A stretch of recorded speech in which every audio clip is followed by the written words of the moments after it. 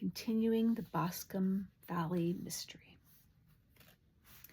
Yes, that is it. It was a widespread, comfortable-looking building, two-storied, slate-roofed, with great yellow blotches of lichen upon the grey walls.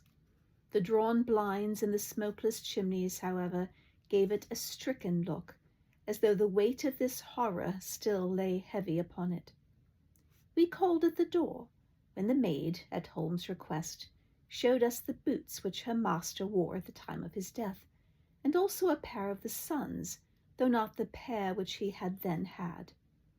Having measured these very carefully from 7 or 8 different points, Holmes desired to be led to the courtyard, from which we all followed the winding track which led to Boscombe Pool.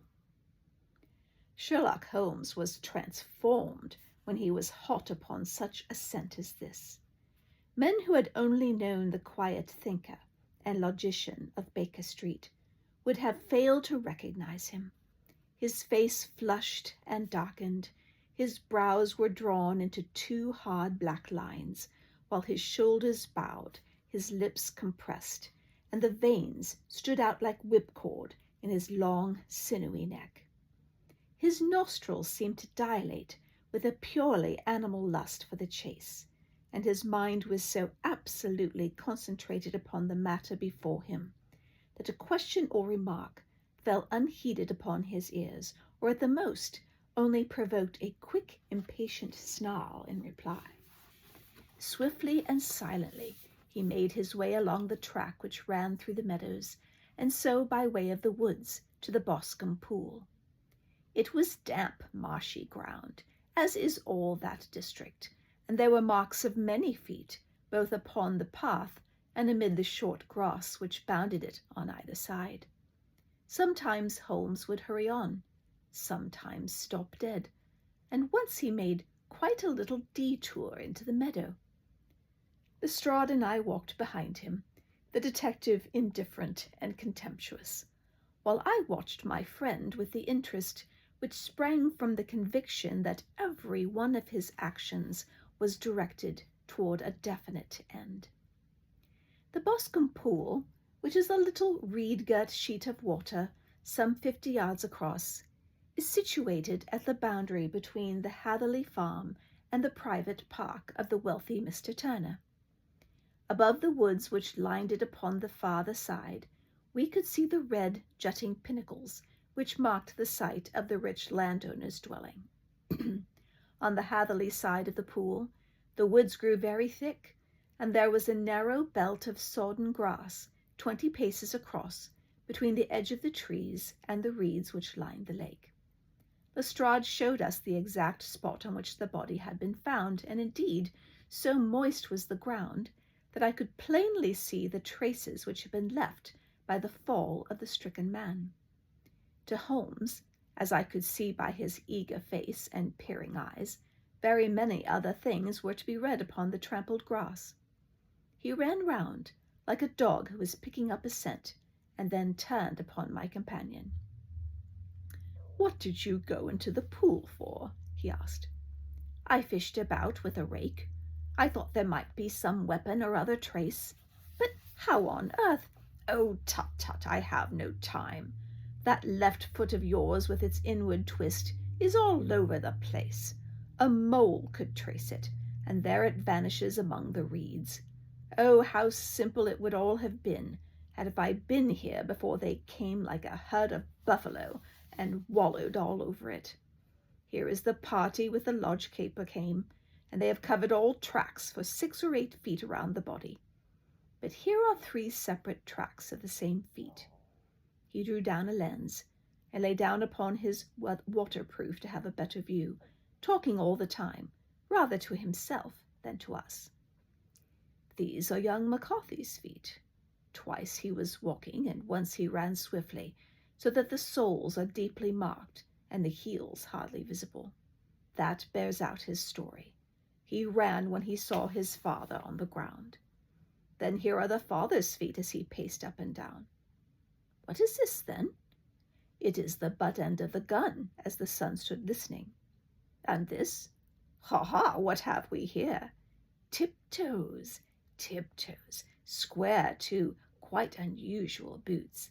They come, they go, they come again. Of course, that was for the cloak. Now, where did they come from? He ran up and down, sometimes losing, sometimes finding the track, until we were well within the edge of the wood and under the shadow of a great beech, the largest tree in the neighborhood. Holmes traced his way to the farther side of this, and lay down once more upon his face with a little cry of satisfaction. For a long time he remained there, turning over the leaves and dried sticks, gathering up what seemed to me to be dust into an envelope, and examining with his lens not only the ground, but even the bark of the tree as far as he could reach. A jagged stone was lying among the moss, and this also he carefully examined and retained. Then he followed a pathway through the wood until he came to the high road, where all traces were lost. "It has been a case of considerable interest," he remarked, returning to his natural manner. "I fancy that this grey house on the right must be the lodge. I think that I will go in and have a word with Moran, and perhaps write a little note. Having done that, we may drive back to our luncheon. You may walk to the cab, and I shall be with you presently." It was about 10 minutes before we regained our cab and drove back into Ross, Holmes still carrying with him the stone which he had picked up in the wood. "This may interest you, Lestrade," he remarked, holding it out. "The murder was done with it." "I see no marks." "There are none." "How do you know, then?" "The grass was growing under it. It had only lain there a few days. There was no sign of a place where it had been taken. It corresponds with the injuries. There is no sign of any other weapon." "And the murderer?" "Is a tall man, left-handed, limps with the right leg, wears thick-soled shooting boots and a grey cloak, smokes Indian cigars, uses a cigar holder, and carries a blunt penknife in his pocket. There are several other indications, but these may be enough to aid us in our search." Lestrade laughed. "I'm afraid that I'm still a skeptic," he said. "Theories are all very well, but we have to deal with a hard-headed British jury." "Nous verrons," answered Holmes calmly. "You work your own method, and I shall work mine. I shall be busy this afternoon, and shall probably return to London by the evening train." "And leave your case unfinished?" "No, finished." "But the mystery?" "It is solved." "Who is the criminal, then?" "The gentleman I describe." "But who is he?" "Surely it should not be difficult to find out. This is not such a populous neighborhood." Lestrade shrugged his shoulders.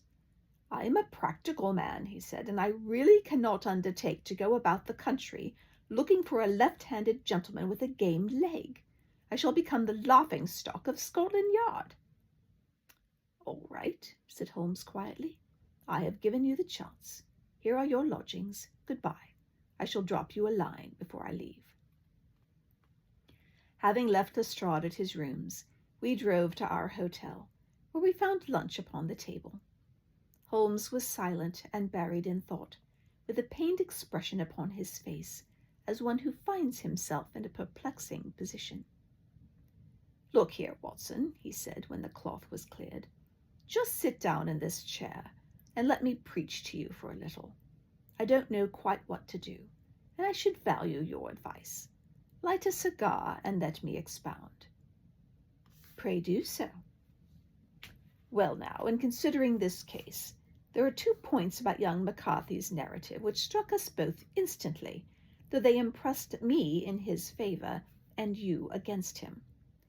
One was the fact that his father should, according to his account, cry "cooey" before seeing him. The other was his singular dying reference to a rat. He mumbled several words, you understand, but that was all that caught the son's ear. Now from this double point our research must commence, and we will begin it by presuming that what the lad says is absolutely true." "What of this cooey, then?" "Well, Obviously, it could not have been meant for the Sun. The Sun, as far as he knew, was in Bristol. It was mere chance that he was within earshot. The cooee was meant to attract the attention of whoever it was he had the appointment with. But cooee is a distinctly Australian cry, and one which is used between Australians. There is a strong presumption that the person whom McCarthy expected to meet him at Boscombe Pool was someone who had been in Australia. What of the rat, then? Sherlock Holmes took a folded paper from his pocket and flattened it out on the table. This is a map of the colony of Victoria, he said. I wired to Bristol for it last night. He put his hand over part of the map. What do you read? A rat, I read. And now, he raised his hand. Ballarat. Quite so. That was the word the man uttered, and of which his son only caught the last two syllables. He was trying to utter the name of his murderer, so-and-so of Ballarat. It is wonderful, I exclaimed. It is obvious, and now you see I had narrowed the field down considerably. The possession of a grey garment was a third point, which, granting the son's statement to be correct, was a certainty. We have now come out of mere vagueness to the definite conception of an Australian from Ballarat with a grey cloak. Certainly, and one who was at home in the district, for the pool can only be approached by the farm or by the estate, where strangers could hardly wander. Quite so. Then comes our expedition of today. By an examination of the ground, I gained the trifling details which I gave to that imbecile Lestrade as to the personality of the criminal. But how did you gain them? You know my method. It is founded upon the observation of trifles. His height I know that you might roughly judge from the length of his stride. His boots, too, might be told from their traces. Yes, they were peculiar boots. But his lameness? The impression of his right foot was always less distinct than his left. He put less weight upon it. Why? Because he limped. He was lame. But his left-handedness? You were yourself struck by the nature of the injury as recorded by the surgeon at the inquest. The blow was struck from immediately behind, and yet was upon the left side. Now how can that be unless it were by a left-handed man? He had stood behind that tree during the interview between the father and son. He had even smoked there. I found the ash of a cigar, which my special knowledge of tobacco ashes enables me to pronounce as an Indian cigar. I have, as you know, devoted some attention to this, and written a little monograph on the ashes of 140 different varieties of pipe, cigar, and cigarette tobacco. Having found the ash, I then looked round and discovered the stump among the moss where he had tossed it. It was an Indian cigar, of the variety which are rolled in Rotterdam. And the cigar holder? I could see that the end had not been in his mouth, therefore he had used a holder. The tip had been cut off, not bitten off, but the cut was not a clean one, so I deduced a blunt penknife. Holmes, I said, you have drawn a net around this man from which he cannot escape, and you have saved an innocent human life as truly as if you had cut the cord which was hanging him. I see the direction in which all this points. The culprit is— Mr. John Turner, cried the hotel waiter, opening the door of our sitting room and ushering in a visitor.